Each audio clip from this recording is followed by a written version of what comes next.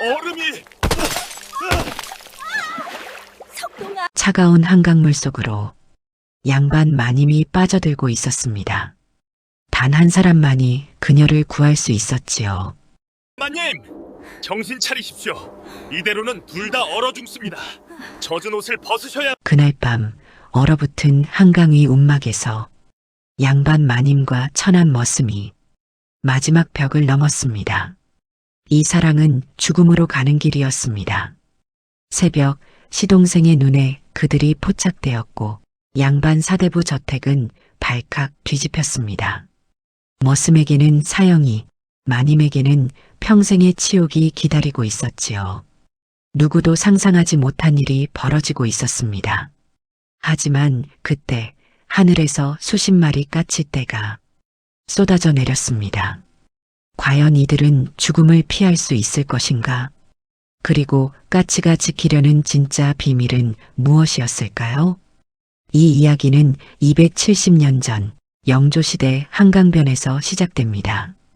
지금부터 그 놀라운 사랑과 운명의 기록을 전합니다.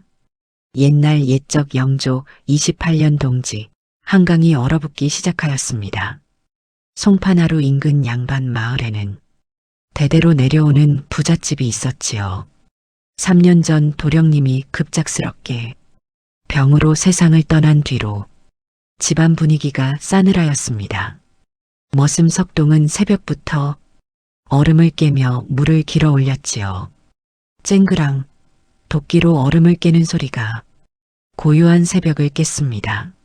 안채에서는 마님 연하가 홀로 창호지 문을 바라보고 있었습니다. 창호지에 비친 석동의 그림자가 규칙적으로 움직였지요. 세 번째 겨울이로구나. 연하는 죽은 남편을 떠올리며 한숨을 길게 내쉬었습니다. 마당에서 석동이 얼음을 깨는 소리가 끊임없이 들려왔습니다. 연하는 23세 시집을 와 단 3년을 행복하게 살다가 과부가 되었습니다. 남편 준혁은 총명하고 마음씨 좋은 양반이었지요. 하지만 급작스러운 병환으로 26세에 세상을 떠났습니다. 며느리 게으름을 피워서는 아니 되느니라 시어머니 윤씨가 안채로 들어왔습니다. 오늘은 강에 빨래를 다녀와야겠다. 연하는 고개를 숙였습니다. 알겠나이다, 어머님. 시어머니는 며느리가 제가 하지 못하게 옥죄며 집안일을 시켰지요. 재산을 지키려는 속셈이었습니다. 연하는 차가운 저고리를 여미며 빨랫감을 챙겼습니다. 창밖으로 석동이 장작을 패는 모습이 보였지요. 10년을 한결같이 일하는 그 머슴의 뒷모습에는 묵묵함이 서려 있었습니다. 시동생 민호는 형이 죽은 뒤로 형수를 탐내었습니다. 형수님, 이런 추운 날 제가 모시고 가겠습니다. 민호가 다가왔지만 연하는 고개를 저었습니다. 아우님께서는 서당에 가셔야 하지 않으십니까? 민호의 눈빛이 차갑게 식었지요. 형수는 내 것이 될 것이다. 형의 재산도 함께. 민호는 속으로 이를 갈았습니다. 한편 마당에서는 머슴 석동이 묵묵히 일을 하고 있었습니다. 19에 이 집에 들어와 10년째 일하는 그는 과묵하고 성실하였지요. 석동아, 마님께서 강으로 가신다.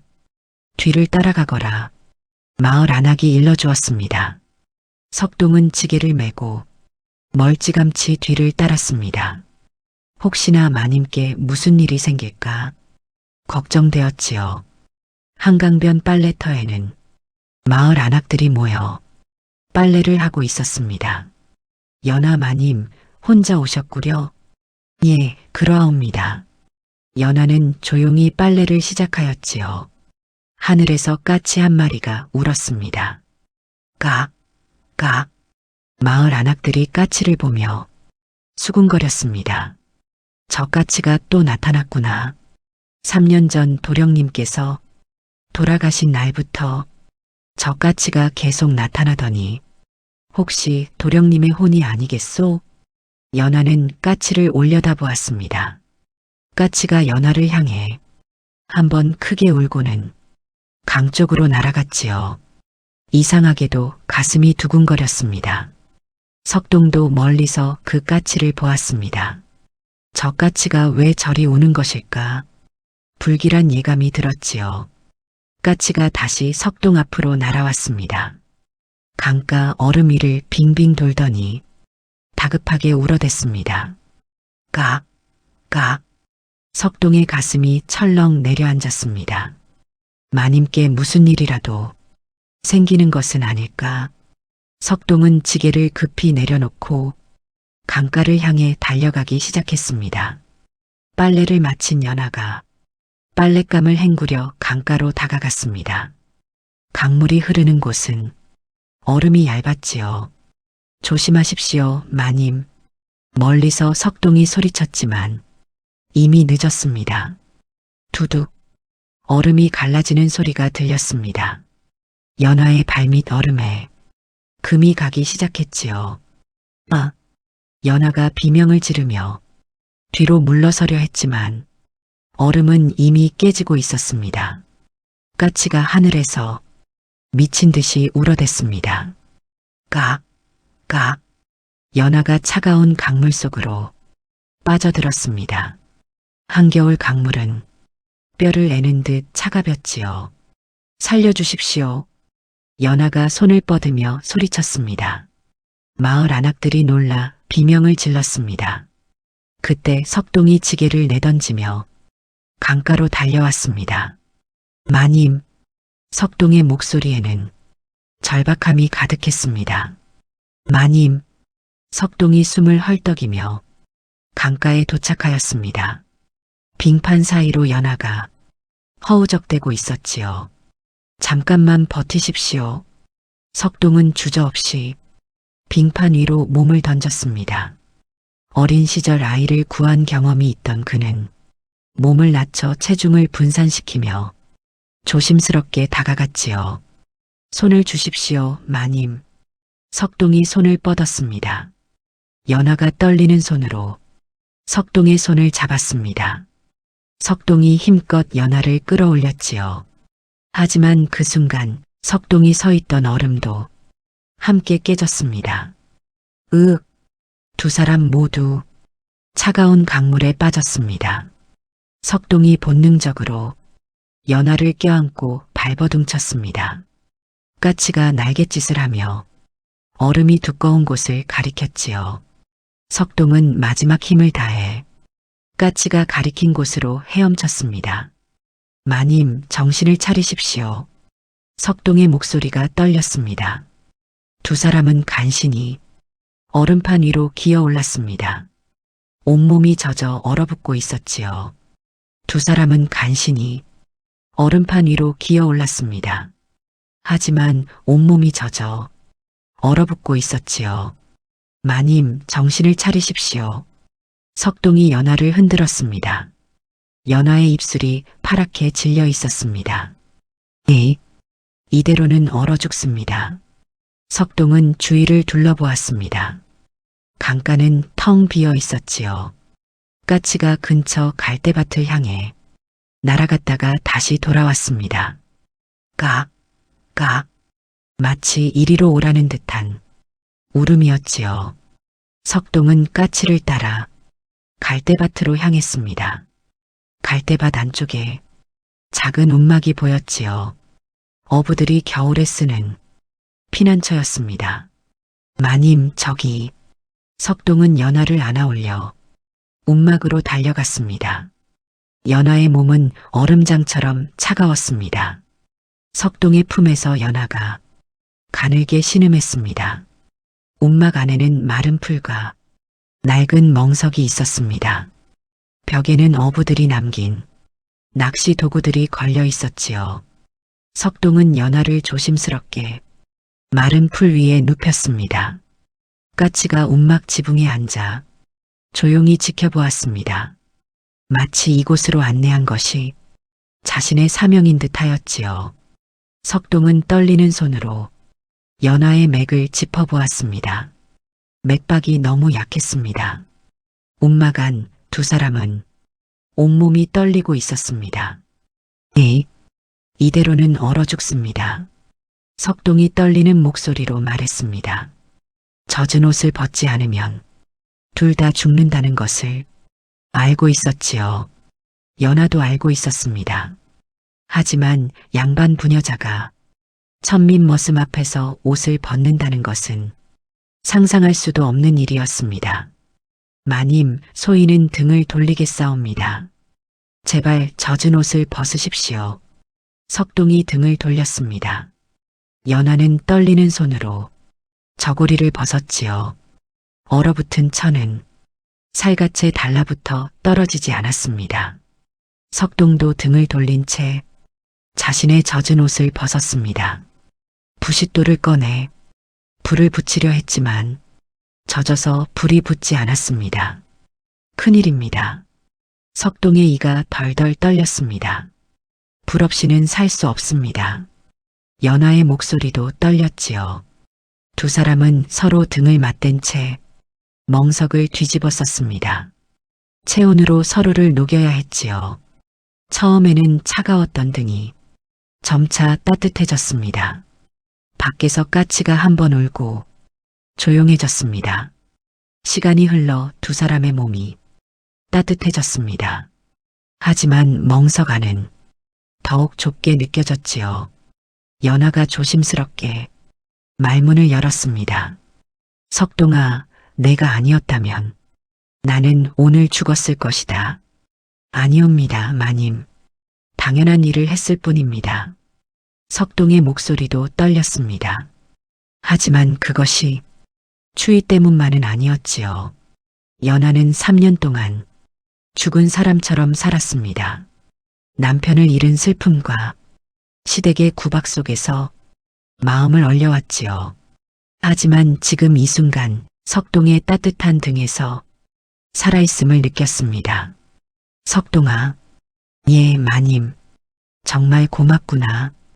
연하의 목소리에는 슬픔과 고마움, 그리고 말할 수 없는 다른 감정이 섞여 있었습니다. 석동도 마찬가지였습니다.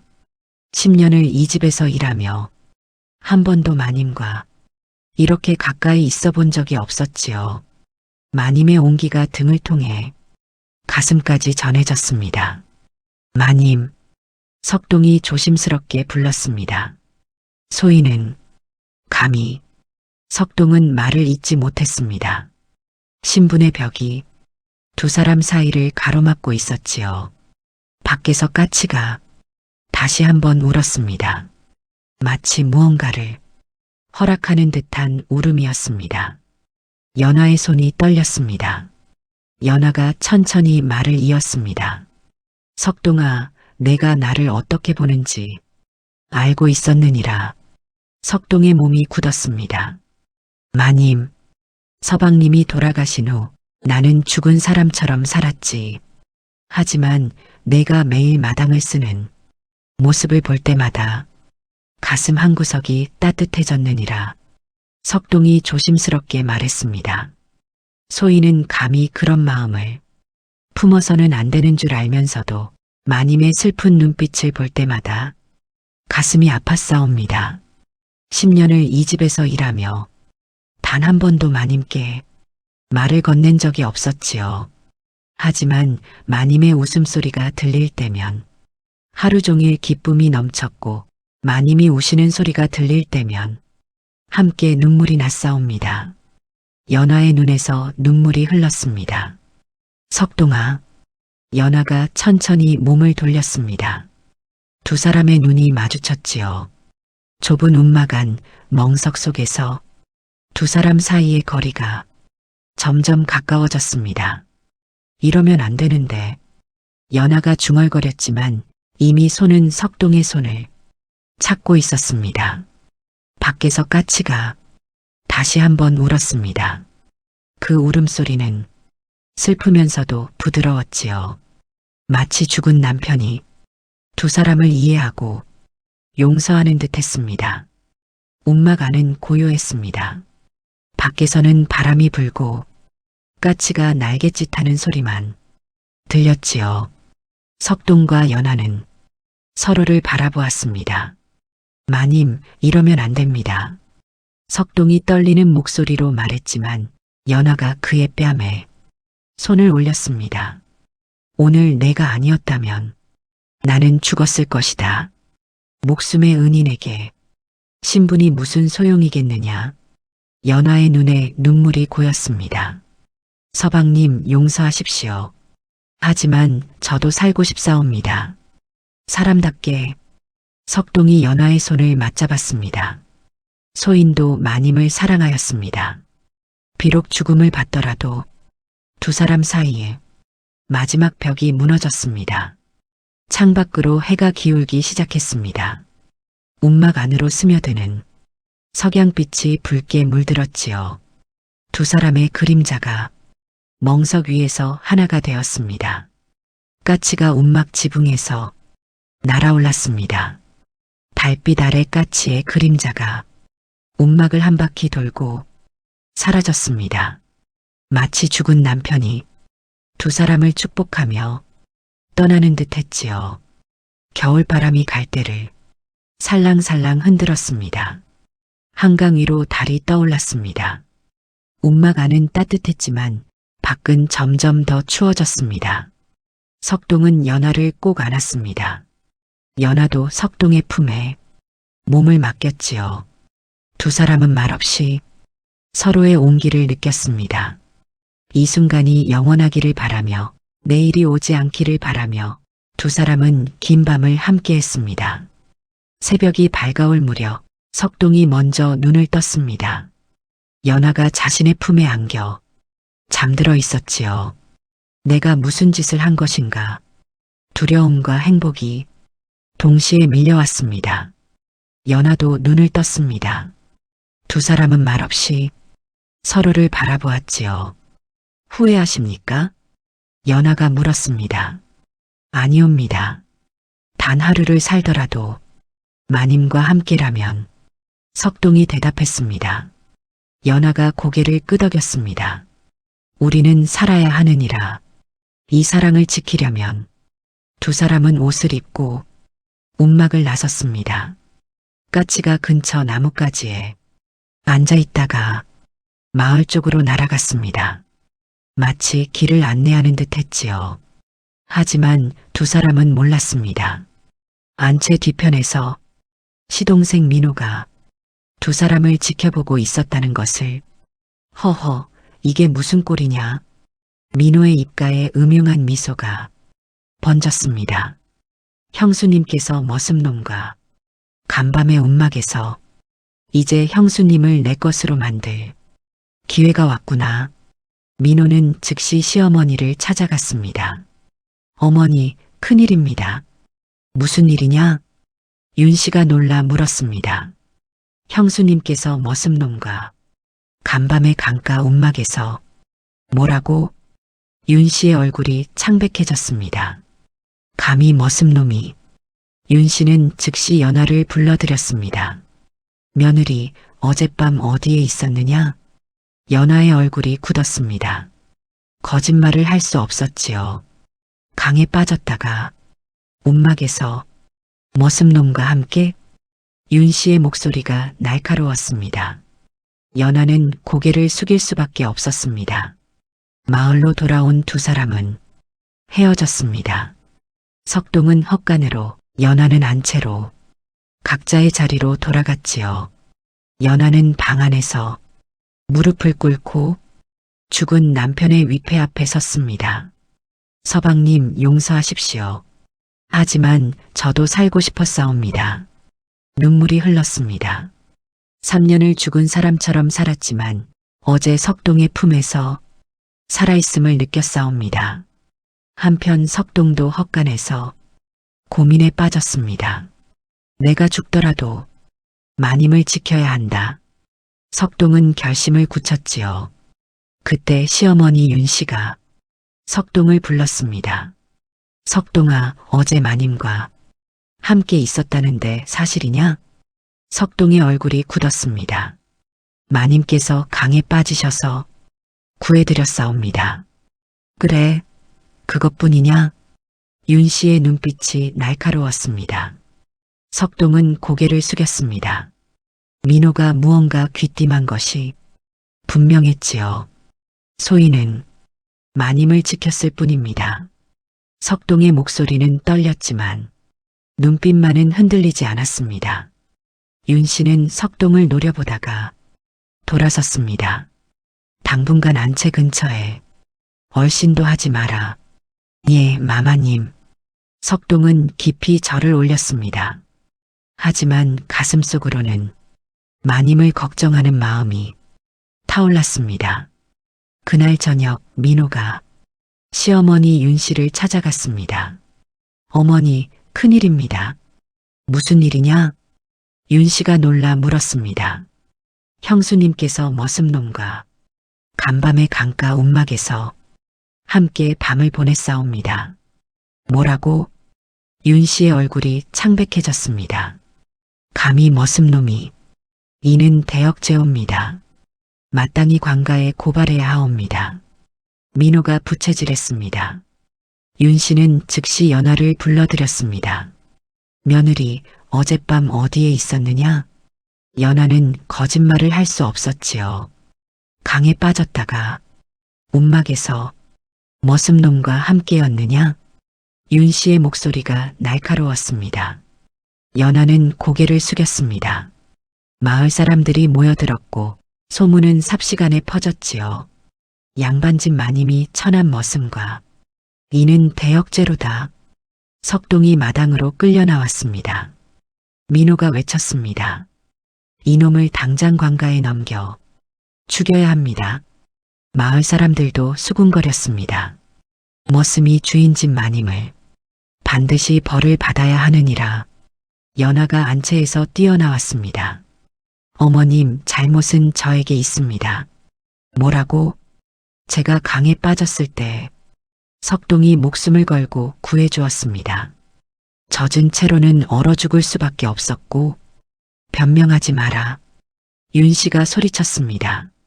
그래도 선을 넘어서는 안 되는 법이다.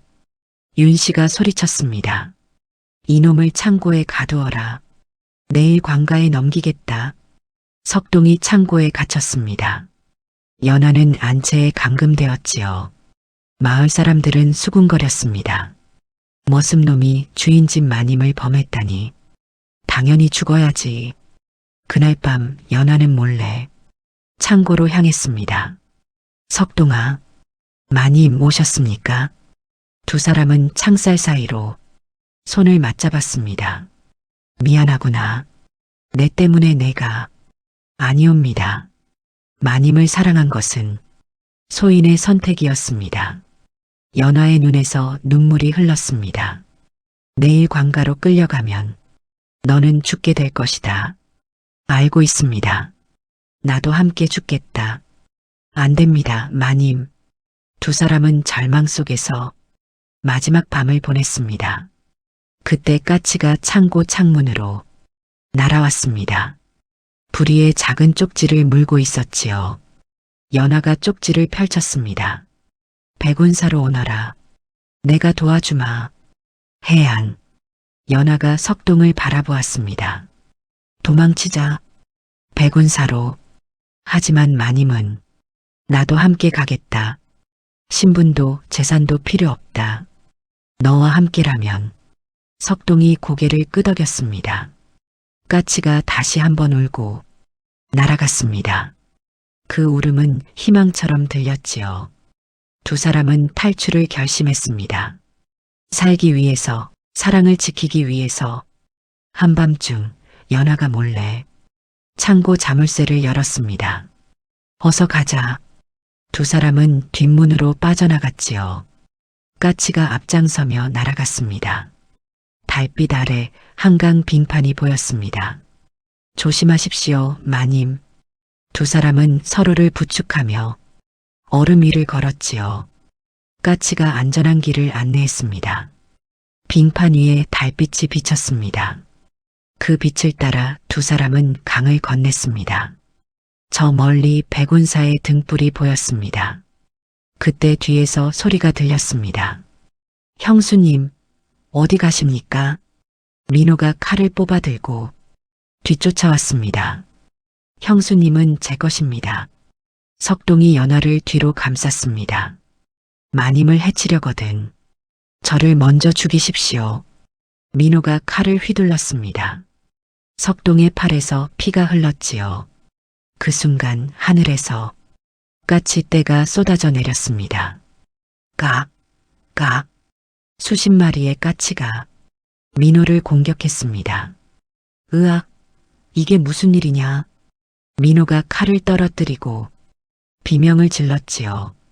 까치들이 민호의 얼굴과 손을 쪼았습니다. 민호는 피를 흘리며 비명을 질렀습니다. 으악, 물러가라. 하지만 까치들은 멈추지 않았습니다. 마을 사람들이 멀리서 외쳤습니다. 하늘이 악인을 징벌하시는구나. 까치는 하늘의 사자라 하였거늘 민호가 칼을 휘둘렀지만 까치들은 피해가며 계속 공격했지요. 민호의 가시 떨어지고 상투가 흐트러졌습니다. 석동과 연하는 그 틈을 타 한강을 건넜습니다. 까치들이 안전한 길을 안내했습니다. 빙판 위에 달빛이 비쳤습니다.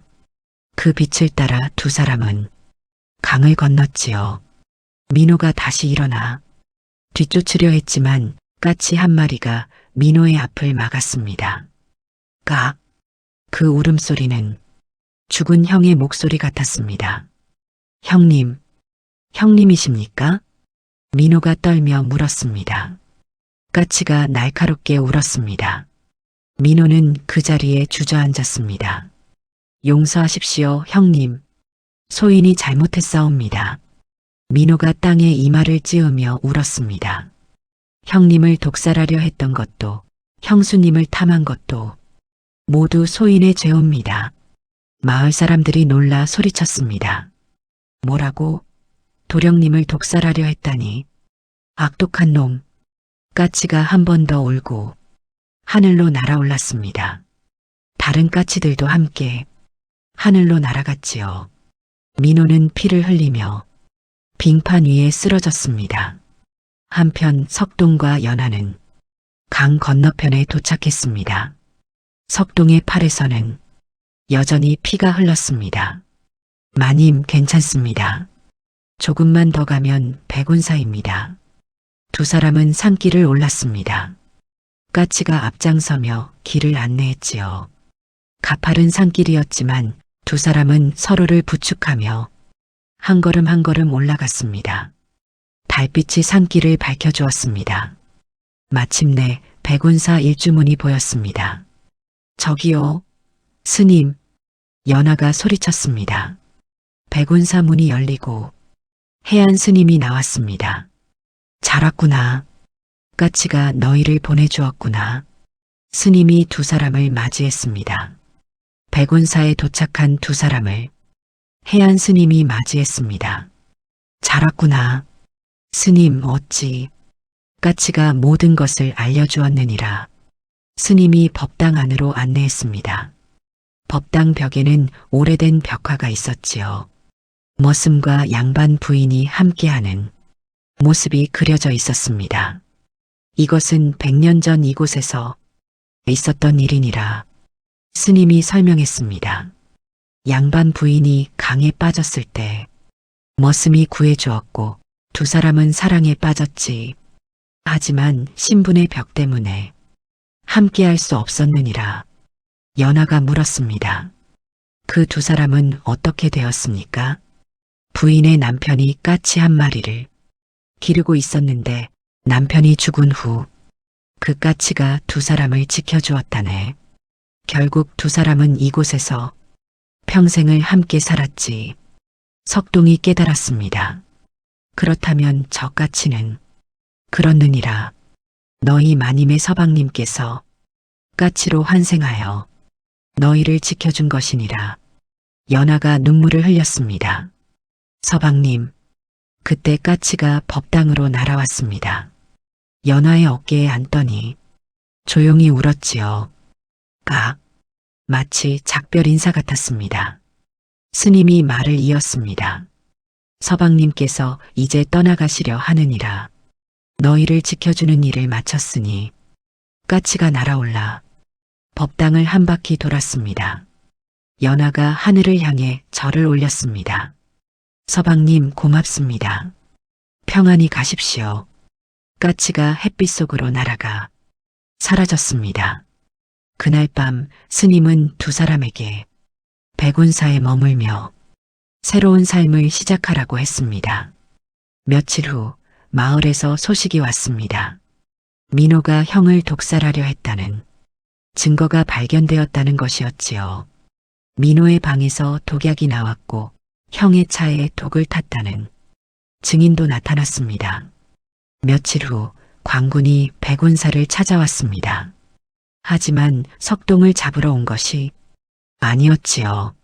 민호를 잡으러 온 것이었습니다. 형을 독살하려 하고 재산을 빼앗으려 한 죄로 유배형에 처하겠노라 광군이 선포했습니다.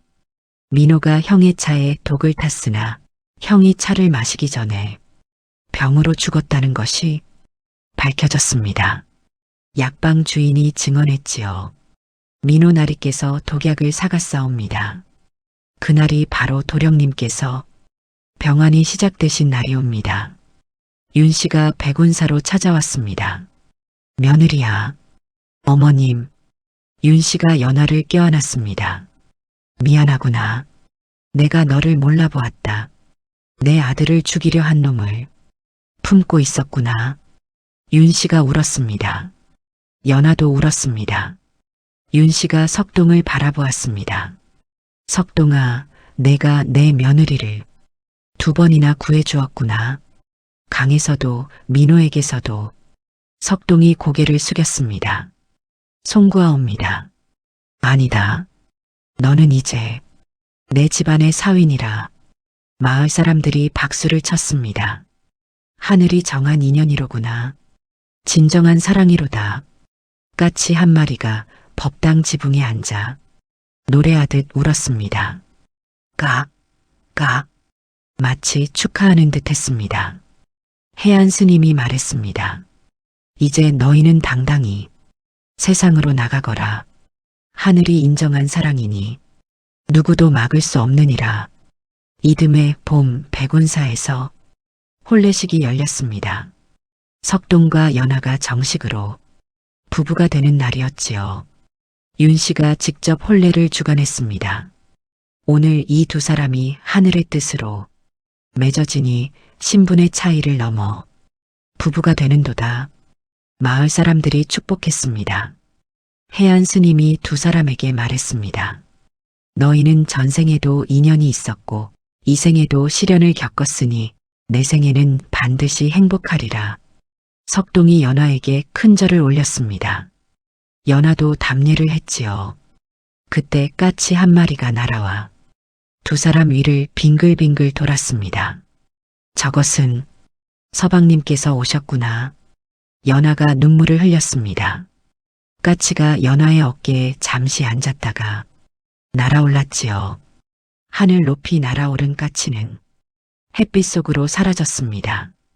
마치 이승의 미련을 완전히 놓고 극락으로 떠나는 듯 했습니다. 서방님 편히 쉬십시오. 저는 이제 행복합니다. 연하가 하늘을 향해 인사했습니다. 봄바람이 불어왔습니다. 벚꽃이 흩날리는 가운데 두 사람은 새 출발을 했습니다. 그해 가을 연하가 아들을 낳았습니다. 윤 씨가 손자를 안고 기뻐했지요. 이름을 뭐라고 지을까? 석동이 조심스럽게 말했습니다. 서방님의 이름을 따서 짓는 것이 어떨까 합니다. 연하가 고개를 끄덕였습니다. 좋은 생각이구나. 그럼 준혁이라고 하자. 아이는 건강하게 자랐습니다. 석동은 윤 씨 댁의 사위로 받아들여져 정식으로 양반이 되었지요. 한강변에 새 집을 지었습니다. 3년 후 어느 겨울날 석동과 연하는 아이를 데리고 한강을 찾았습니다. 준혁아, 여기가 아버지와 어머니가 처음 목숨을 구한 곳이란다.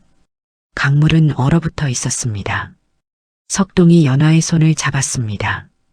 그날 마님을 구하지 않았다면 지금의 행복도 없었겠지요. 연화가 미소 지었습니다.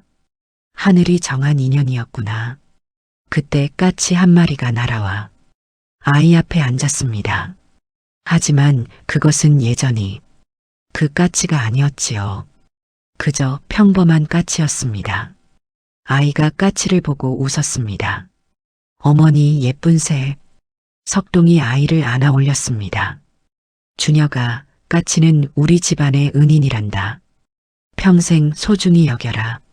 진정한 사랑은 신분을 넘고 죽음조차 넘습니다. 하늘이 정한 인연은 온갖 시련을 겪어도 결국 이루어지며 선한 일을 지켜주십니다. 목숨을 구한 은혜는 평생의 사랑으로 보답하는 것, 그것이 사람의 도리입니다. 다음 영상을 빠르게 만나보시려면 좋아요와 구독을 눌러주세요. 그럼 더 재미있는 이야기로 찾아뵙겠습니다. 모두 행복한 하루 보내세요.